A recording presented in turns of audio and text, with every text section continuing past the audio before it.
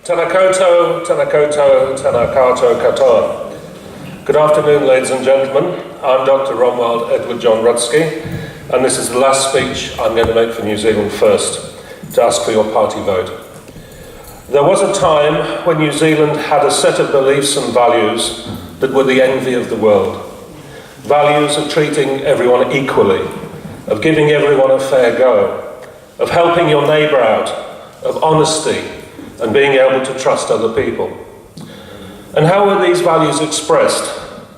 By giving women the vote in 1893, by building state houses in the 1930s onwards, and by going nuclear free in 1987. But what of our present time? What have we become? What do we value now? Sadly, the old values have been replaced by new ones.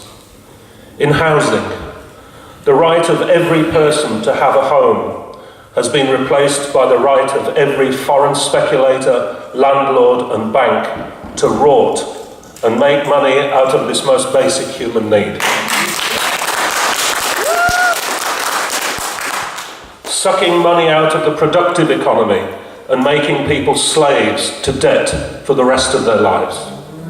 In health, the right of every person to have access to first world standards of health has been replaced by the right of private health insurance companies to make money out of the pain and suffering of others because of unacceptable waiting lists in the public sector.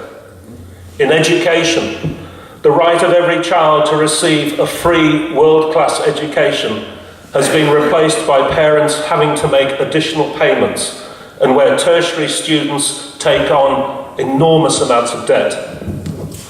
In the natural world, the right of every person to live free of pollution has been replaced by a belief that streams and rivers can be used as an open sewer, and that the land and sea are just another resource to be exploited to the point of collapse in a headlong confrontation with the forces of nature, a battle which nature is winning at the expense of human life.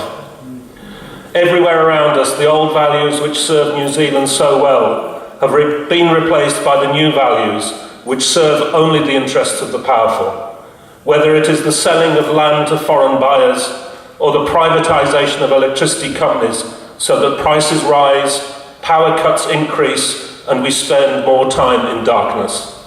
Maybe that's the true legacy of the failure that's Rogernomics.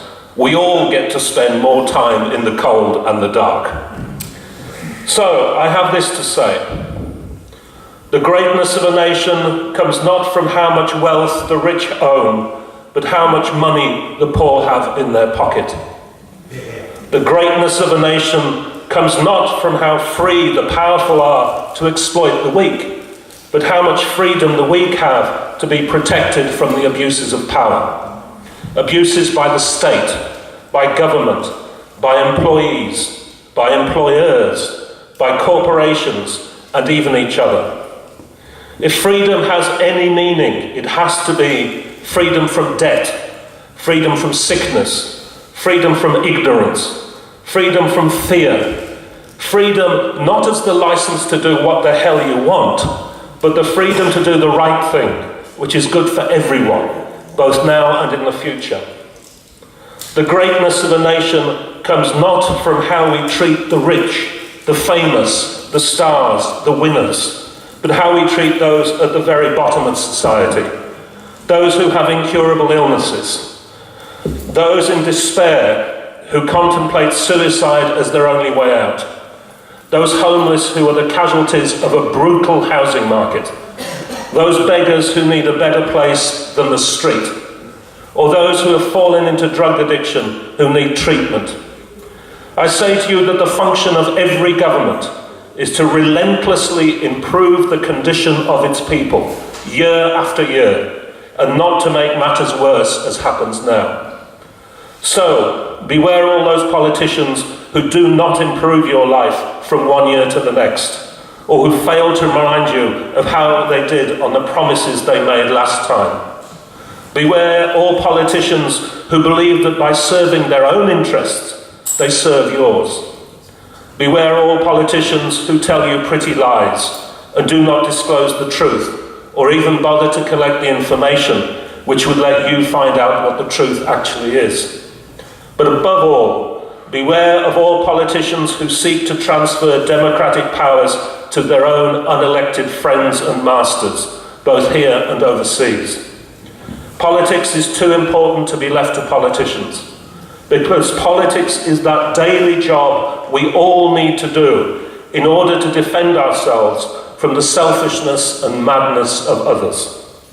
General elections are about making choices, not only about your own future, but also about everybody else's future as well, which is why you should choose wisely.